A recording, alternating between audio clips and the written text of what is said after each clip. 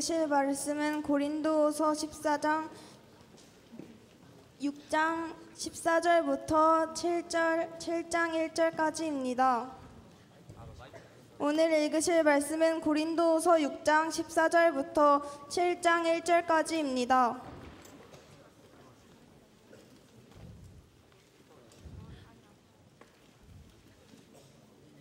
다 찾으셨으면 한 절씩 교독하시겠습니다. 너희는 믿지 않는 자와 멍에를 함께 매지 말라. 의와 불법이 어찌 함께하며 빛과 어둠이 어찌 사귀며.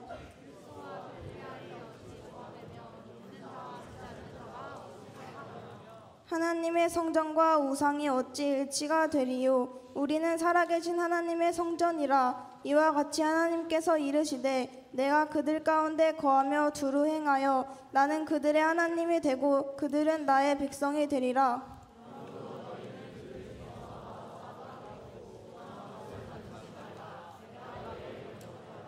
너희에게 아버지가 되고 너희는 내게 자녀가 되리라. 전능하신 주의 말씀이니라 하셨느니라. 그런즉 사랑하는 자들아, 이 약속을 가진 우리는 하나님을 두려워하는 가운데서 온전히 이루어 육의 영을 자신이 깨끗하게 하자.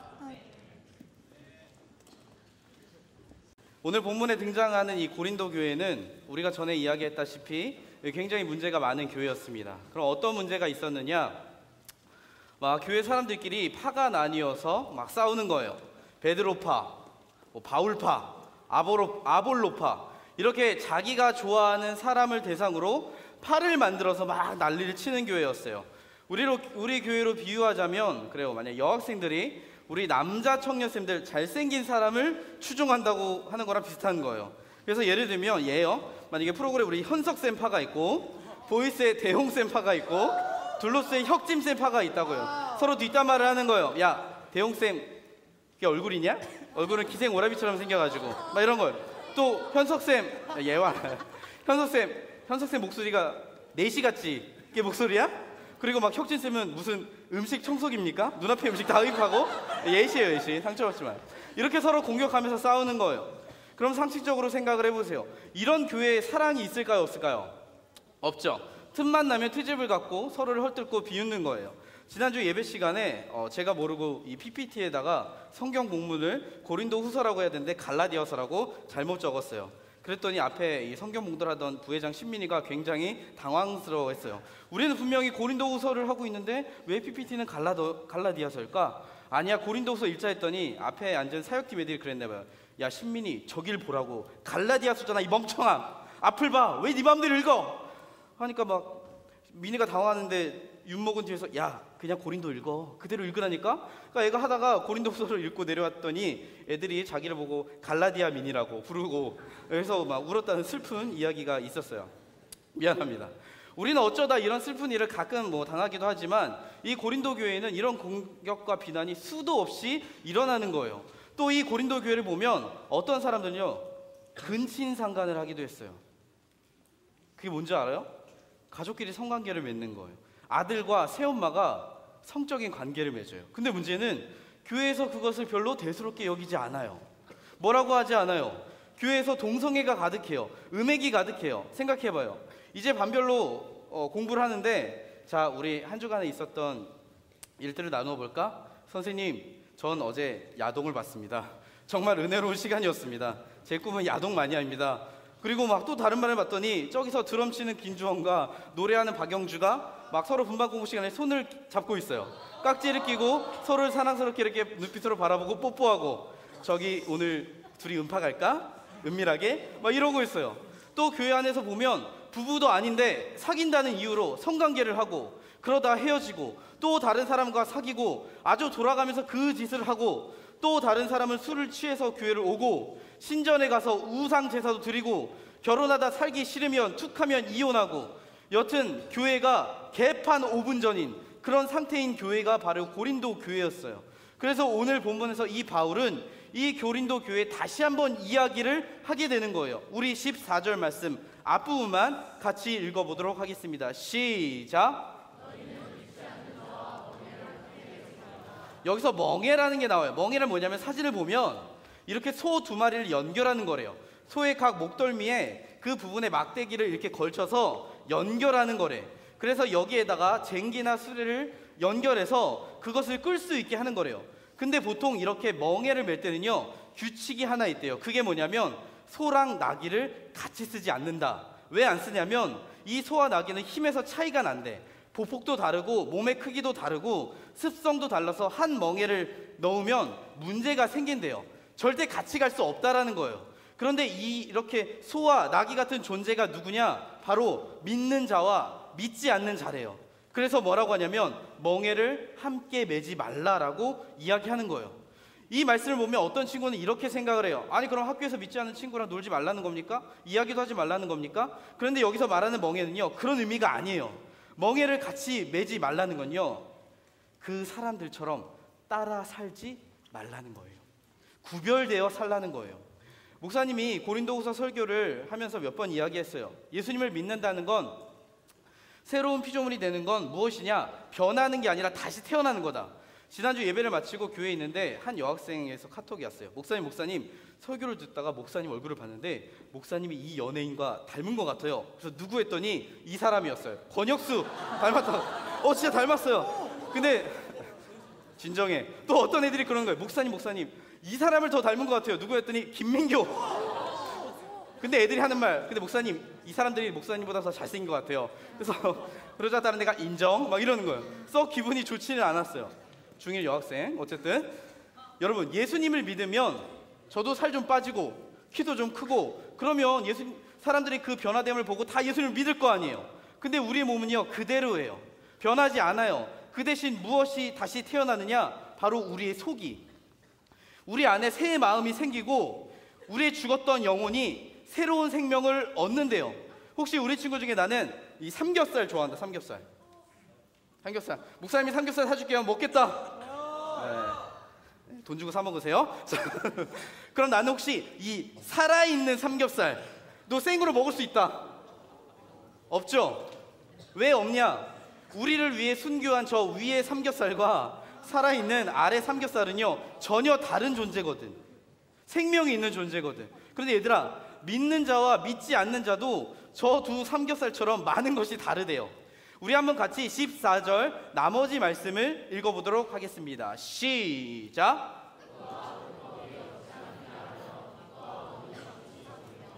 뭐라고 하냐면 의와 불법이 어찌 함께 있을 수 있느냐는 거예요. 혹시 우리 친구 중에 나는 의가 무슨 뜻인지 안다? 모르겠죠? 의인이 어딨냐? 의인아. 아까 나오죠? 의인이 어디 있어요? 김의인. 여기 있네요. 의인아, 의가 무슨 뜻이에요? 옳은 거요? 네. 성경에서 보통 의라는 건 뭐라고 하냐면 두 가지 의미가 있대요. 첫째는 하나님 말씀에 순종하는 거, 다른 말로 하나님 나라 천국에 갈 수 있는 자격이래요. 두 번째 의미는 뭐냐면 그렇게 순종해서 깨끗한 삶을 사는 거래. 그럼 의인아, 다시 한번 질문해 볼게요. 의인아, 너는 의인이니 죄인이니? 너는 의인이에요, 죄인이에요? 죄인이에요? 그럼 천국 못 가네요? 의인아, 넌 천국 갈 수 있어요? 갈 수 있습니다. 근데 죄인인데 어떻게 천국에 가요? 여러분, 죄인은 천국에 못 갑니다. 천국은 누가 갈 수 있느냐? 의인만 갈 수 있어요. 하나님 말씀에 순종하는 사람만이 갈 수 있대. 근데 이 순종이 어떤 순종이냐면 그냥 말씀 하나 지키고 이게 아니라 하나님 말씀에 전부 다 순종하는 사람, 그 사람만 갈 수 있다는 거예요. 근데 문제는 여기서 어느 사람도 그 하나님 말씀에 다 순종할 수 있는 사람이 한 명도 없대. 여러분, 제가 이건 비밀인데요. 비밀인데 이거 하나를 알려주자면, 우리가 예수님을 믿는다고 하잖아요. 예수님이 십자가에서 내 죄를 대신해서 죽으셨습니다. 제가 용서받았습니다 하잖아요. 근데요, 우리가 용서받았다는 사실만으로 천국에 못 갑니다. 왠 줄 알아요? 우리는 죄를 용서받을 수 있지는 모르겠지만 의인이 된 건 아니거든요. 의인이 되려면 하나님 말씀에 다 순종해야 갈 수 있대. 근데 우리가 예수님을 믿으면 천국에 갑니다, 하나님 나라에 갑니다라고 이야기하잖아요. 왠 줄 알아요? 예수님이 이 땅에 계실 때 하나님 말씀에 다 순종하셨거든. 죄를 짓지 않으셨거든. 근데 그 순종이 어떤 순종이냐? 우리 죄를 대신하여 십자가에 죽으시기까지, 자기 생명을 주시기까지 하나님 말씀에 순종하셨대요. 그래서 내가 예수님을 믿으면 그 예수님의 십자가를 내가 한 것으로 여겨주시고 예수님의 순종을 내가 순종한 것처럼 여겨주신대요. 그래서 우리가 예수님 믿으면 의인이 되는 거예요. 그런데 그렇게 의인이 된 사람의 특징이 뭐냐? 깨끗한 삶을 살려고 한대요. 여러분, 하나님 말씀에 순종하려고 산다는 거예요. 근데 믿지 않는 사람들은요, 하나님 말씀을 지키지 않아요. 오히려 수많은 죄를 지어요. 혹시 우리 친구 중에 나는, 사진 한번 띄워주시면, 이 사람들 팬이다. 없죠. 이 친구들이 어마어마한 짓을 했어요. 마약, 성매매, 몰카, 여자들에게 이상한 걸 먹이고 성폭행을 했어요. 근데 승리가 뭐라고 했냐면 이렇게 말했어요. 아, 자기는 잘못이 없어요. 이랬대요. 정준영 씨는 요즘 감옥에서 뭐 하고 있냐면 만화책 보고 있대요. 웹툰 보고 있대요. 자기들이 무슨 잘못을 했는지 몰라요. 근데 이 승리의 말이 더 웃긴 게 뭐냐면, 아, 자기는 원래 그런 사람 아닌데 사람을 잘못 만나서 그런 거래. 친구를 잘못 만나서 그런 거래요. 여러분, 아니에요. 승리는요, 자기하고 비슷한 사람하고 만난 거예요. 끼리끼리 만난 거예요. 카톡방이 있대요. 누가 있는지 아직 공개가 안 됐어. 어떤 사람들이 있을까요? 다 비슷한 사람들끼리 있겠지. 그러니까 같이 노는 거겠지. 여러분, 불법이란 게 뭐냐면 하나님 말씀에 반대돼서 가는 거야. 죄를 좋아하며 사는 거예요. 근데 만약 여러분 주변에 그런 사람들이 있다면 그 사람처럼 살 수 있겠습니까? 같이 갈 수 있겠습니까? 절대 할 수 없는 거예요. 그런데 거기서 끝이 아니에요. 두 번째 뭐라고 하냐면, 빛과 어둠이 어찌 사귈 수 있느냐. 뭐라고 하냐면 빛과 어둠이래요. 우리 한번 같이 다음 말씀 읽어보겠습니다. 시작. 너희는 세상의 빛이라 산 위에 있는 동네가 숨겨지지 못할 것이요. 예수님께서 제자들에게 뭐라고 하시냐면 세상의 빛이래. 왜 빛이냐면 우리 안에 예수님이 계시거든. 그분이 우리 안에 빛으로 계시니까 우리에게 빛이 나고 우리가 빛을 주는 존재라는 거예요. 목사님이 전에 한 번은 토요일에 이 교육자실에 설교 준비를 하다가 어느 순간 딱 시계를 봤더니 새벽 2시가 된 거예요. 근데 그 시간에 혼자 있었어요. 근데 여러분, 와, 밤 12시가 되고 새벽 2시가 되는데 교육자실 말고는 불이 다 꺼져 있었단 말이에요. 근데 막 덜거덕 막 이상한 막 소리가 나는 거예요. 그래서 나도 모르게 무서워가지고, 뭐야, 거기 누구야? 근데 아무도 없어. 뭐지? 교회인데 귀신 있나? 귀신 나올 것 같은 거예요. 진짜 무서운 거예요. 그래서 어떻게 했냐면 나가서 교회에 있는 복도의 불을 다 켰어요. 그랬더니 복도에 있는 어둠이 다 사라지더라고요. 얘들아, 어둠은요, 빛이 없으면 생기는 거예요. 근데 빛과 어둠이 같이 있을 수 있을까요? 아니에요. 같이 갈 수 없는 거예요. 세상을 보면 수많은 어둠이 가득해요. 죄들이 가득해요.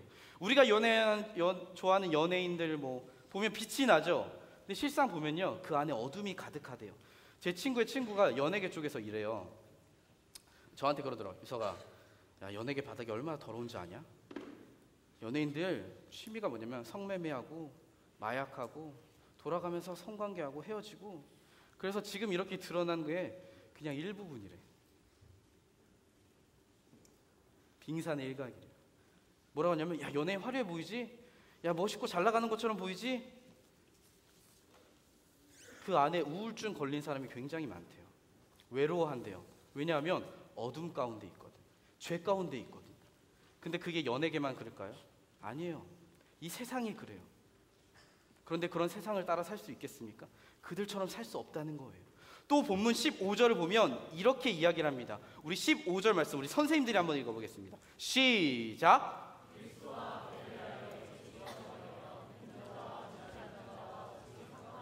뭐라고 하냐면 그리스도와 벨리알이 어떻게 사이좋게 지낼 수 있습니까? 여기서 벨리알이 가리키는 게 뭐냐면 마귀 사탄이라는 거예요. 혹시 우리 친구 중에 나는 귀신을 본 적 있다?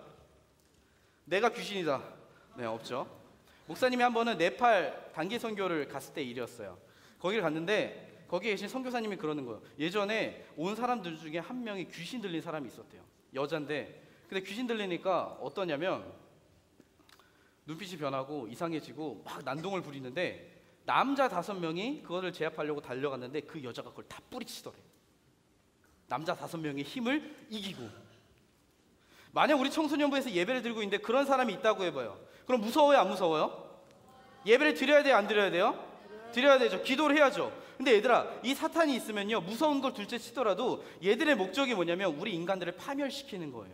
전에 제가 교사하던 시절 저희 반 학생 중 친구가 교회를 나오기 시작했어요. 근데 이 친구가 이상하게 교회만 나오면 밤마다 귀신이 나오는 꿈을 꾼다는 거예요. 자기를 괴롭히더래. 그래서 교회를 안 나오잖아요? 그럼 멀쩡하더래요. 자는데 아무런 문제가 없더래. 근데 다시 또 교회를 가면 또 악몽을 꾸고 귀신이 괴롭히더래요. 그래서 저에게 상담을 요청했길래 제가 조언을 줬어요. 뭐라고 하냐면 만약 또 그런 꿈을 꾸면 꿈에서 혹은 아니면 깨서 뭐라고 하냐면 선포 기도를 해라. 내가 예수님 이름으로 너 명하노니 그 귀신아 나에게서 사라져라. 나를 괴롭히지 못할지어다 라고 선포해라. 근데 신기한 건 진짜 그 기도를 하고 나서 더 이상 그 귀신이 꿈에 나오지 않았다는 거예요. 더 이상 괴롭힘이 사라졌다는 거예요. 여러분, 이 예수님과 사탄의 사이는요 원수 사이예요. 만약 우리 찬양팀의 소윤이가 기적이 일어나서 드디어 남친이 생겼다고 해봐요. 그 남친은 누구냐? 요즘 파마하고 스타일리시한 상진이. 근데 보이스의 유나가 남친 상진을 빼앗아 갔어요. 그러면 와서 막 소윤이 욕을 해. 야, 그거 알아? 야, 그때 장소윤 목사님 집에 특별신방 왔을 때 뭐라고 했는 줄 알아? 갑자기 막 놀다가 갑자기 그러는 거야. 우리 이제 한번 일주일의 삶을 나누어 볼까? 너 큐티했니? 완전 가뿐띠였어. 막 이러고 막 욕을 해요. 그럼 우리 소윤이는 유나랑 밥을 먹을 수 있겠어요? 먹을 수 없겠죠. 왜? 원수 사이가 되니까. 근데 예수님을 믿는 사람은요 예수님의 지배를 받는 사람이야. 믿지 않는 사람들은 벨리알의 지배를 받는데, 여러분 사탄의 지배를 받는데, 근데 어떻게 예수님의 지배를 받는 크리스찬과 사탄의 지배를 받는 믿지 않는 사람들이 똑같은 행동을 할 수 있겠어요? 그들을 따라 산다? 그럴 수 없다라는 거예요. 그리고 오늘 본문을 보면 우리가 그럴 수 없는 마지막 이유를 우리 16절은 이렇게 이야기합니다. 16절 말씀 우리 한 목소리로 읽어볼게요. 시작.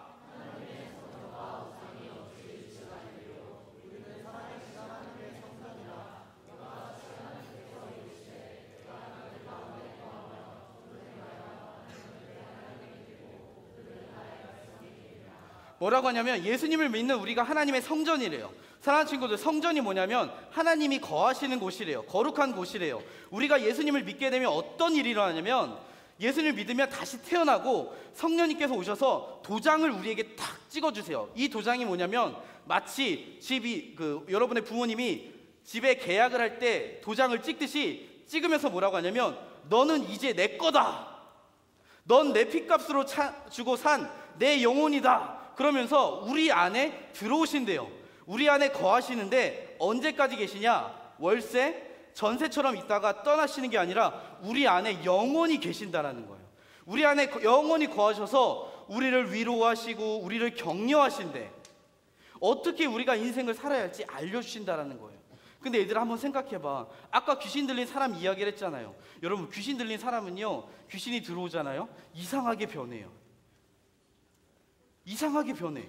근데 생각해봐. 귀신 들린 사람들도 자기 안에 귀신이 들어오면 이상하게 변하는데 하물며 우리 안에 주님이 계신다면, 내가 변하지 않고 그대의 모습을 가지고 있다면 이상한 거 아닙니까?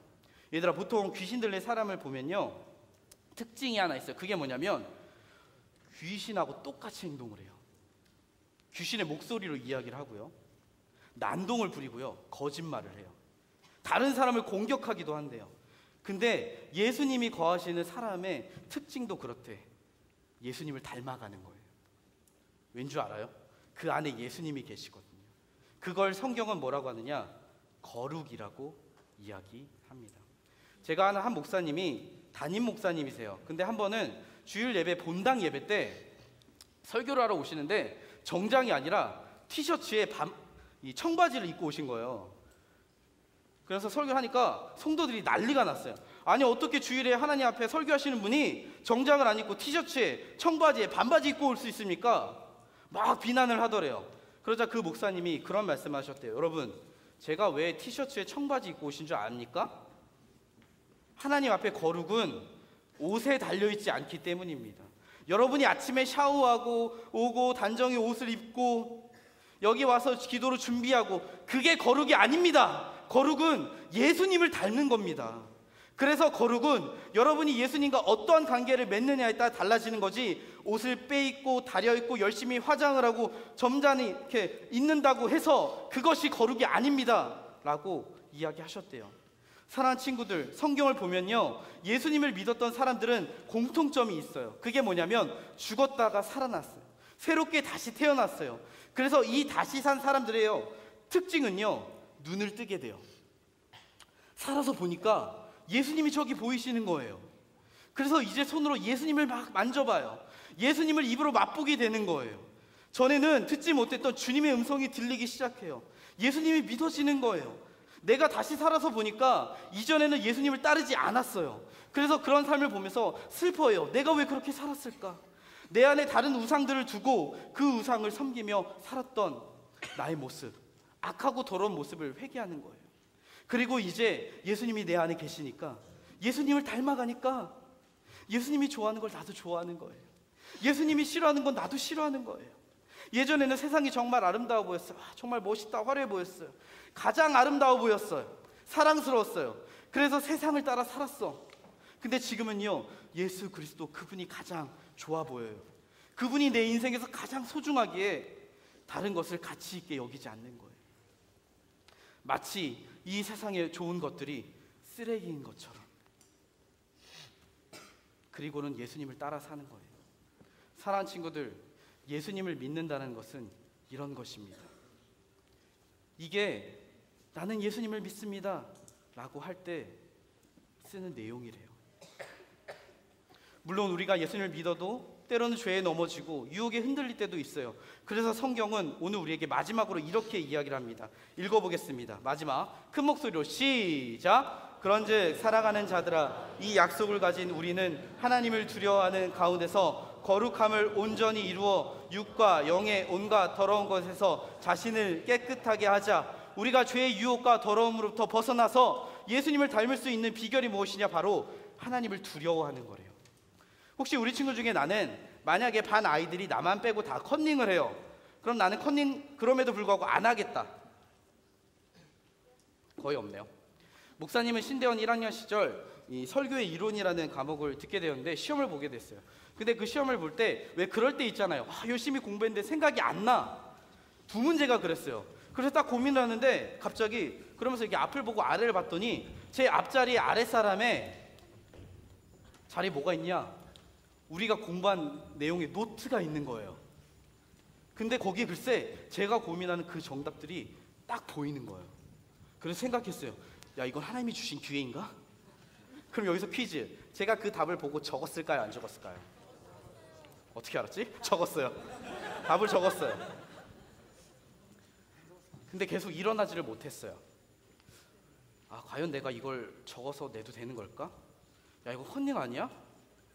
근데 한편으로 그래요. 아니야. 야, 네가 일부러 본 것도 아니고 보인 거잖아. 뭐 그냥 내. 여러분, 제가 어떤 결정을 했을까요? 어떤 결정을 했냐면 답안지에 답을 펜으로 찍찍 긋고 내버렸어요. 아마 교수님이 보면서 그런 생각을 했을 거예요. 야, 이 학생은 왜 답을 다 정답을 적어놓고 찍찍 그었지? 사랑하는 친구들, 제가 그렇게 한 이유가 무엇일까요? 간단해요. 컨닝이잖아. 의도하든 안 하든 내 머리에서 나온 게 아니라 다른 것을 보고 적은 거잖아요. 그 사실은 변하지 않아요. 만약 제가 그때 그걸 보고 적었다면 어떻게 여러분에게 정직하게 살라고 이야기할 수 있겠어요? 그리고 그 생각이 들었어요. 뭐 어때? 사람들이 안 보는데. 어떤 친구는 방금 들으면서 그렇게 생각할 수 있어요. 에이, 아무도 모르는데요 뭐. 그래요. 어쩌면 제가 그걸 보고 적었다는 사실을 사람들이 다 모를 수 있죠. 그래서 좋은 점수를 받을 수 있어요. 그런데 여러분, 주님은 아세요. 제 안에 주님이 계시기에, 제 앞에 주님이 계시기에 주님은 다 아세요. 그래서 적을 수 없었어요. 사랑하는 친구들, 이게 두려움이에요. 주님이 내 앞에 계십니다. 주님이 내 안에 계십니다. 그래서 나는 그렇게 할 수 없습니다. 그렇게 살 수 없습니다. 여러분, 예수님을 믿는다는 건 그 두려움을 가지고 사는 거래요. 사랑하는 친구들, 선생님들, 오늘 성경은 우리에게 이렇게 묻습니다. 당신은 누구십니까? 여러분은 정말 예수님을 믿는 사람입니까? 여러분 안에는 정말 예수님이 계시나요? 여러분은 지금 무엇을 따라 살고 있습니까? 혹시나 어떤 친구는 내가 누구인지 모른 채 이 세상을 살고 있지는 않나요? 저는 사랑하는 우리 청소년부가 친구들과 선생님들이 우리의 생명 되시는 예수님께 돌아가기를 간절히 소망합니다. 이 세상을 살면서 우리 인생에 수많은 유혹과 죄의 어려움과 많은 것들이 있죠. 그럼에도 주님, 나는 이 세상을 따라 살기를 원치 않습니다. 하나님의 거룩한 사람으로 살기를 원합니다. 주님, 내 안에 계셔서 나로 하여금 그 일들을 감당할 수 있는 능력을 더하여 주시고 예수님의 사람으로 살게 하여 주시옵소서. 이렇게 고백하는 여러분이 되기를 예수님의 이름으로 간절히 축복합니다. 말씀을 준비하며 이 찬양이 생각났습니다. Born Again. 우리 찬양을 고백하면서 주님 앞에 나아가는 시간 갖도록 하겠습니다.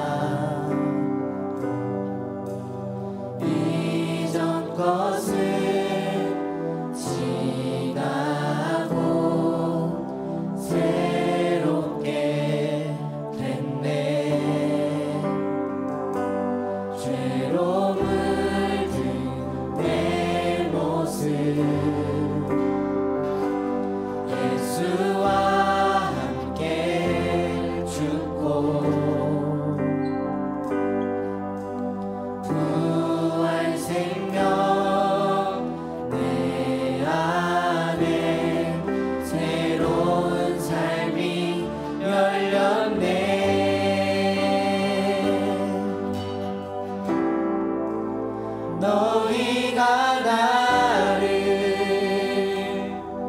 택한 것이 아니요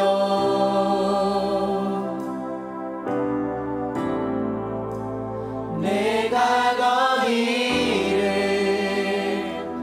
택하여 세웠나니 오직 내 안에 오직 내 속에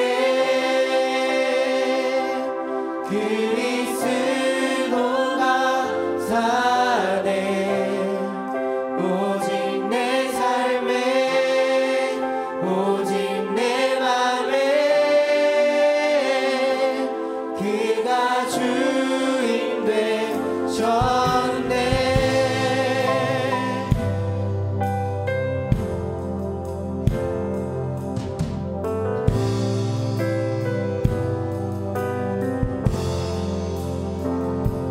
죄로 물든 내 모습 예수와 함께 죽고 부활